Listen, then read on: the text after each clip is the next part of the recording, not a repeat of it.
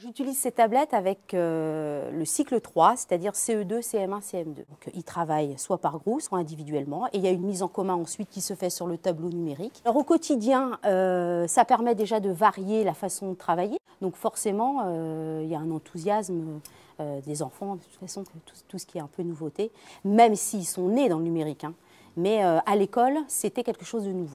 Si on n'est pas enthousiaste en classe, on n'apprend pas. Donc, pour moi, c'est quelque chose de primordial. Je veux faire lire à mes élèves, à toute la classe, l'énoncé. On a tous la même chose. Les élèves ont l'énoncé sur leur tablette et je l'ai mis au tableau. Donc, à ce moment-là, moi, je leur laisse un petit temps de travail. Imaginons, je veux arrêter le travail parce que je trouve qu'il y a quelque chose d'important à relever ou à discuter avec les élèves. Je stoppe mon travail. Je fais une pause. C'est un plus pédagogique, c'est qu'on intervient directement sur la tablette et l'élève peut intervenir aussi sur le tableau. Il suffit de lui donner la main. Ce qui est bien avec ce genre de choses, c'est je peux voir presque en temps réel la manière, toutes les procédures que les enfants utilisent quand ils font une recherche.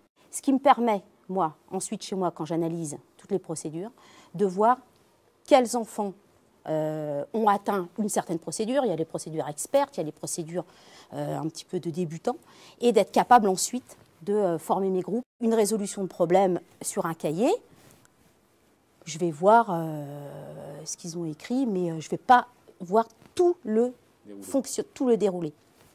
Sur la tablette, on le voit puisque ça enregistre. Visionner 28 procédures d'élèves tous les soirs et voir comment ils ont fait toutes leurs démarches, ça c'est vraiment quelque chose qui est pour moi le plus intéressant.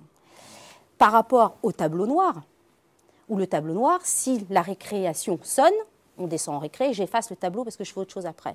Là, je garde toute la trace. Ce qui est bien, c'est que le soir, ici, on fait l'étude. Et comme il y a des CP, CE1, CE2, CM1, CM2, il y a toujours 2 ou 3 élèves de chaque niveau. Et quand les élèves ont fini leur travail le soir, pour eux, c'est la récompense pour les petits, d'avoir la tablette des grands.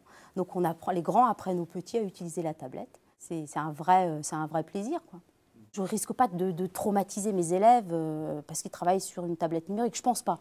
Gagner en autonomie, en enthousiasme, et puis quand il y a ça déjà, à la fin de l'école primaire, c'est déjà bien.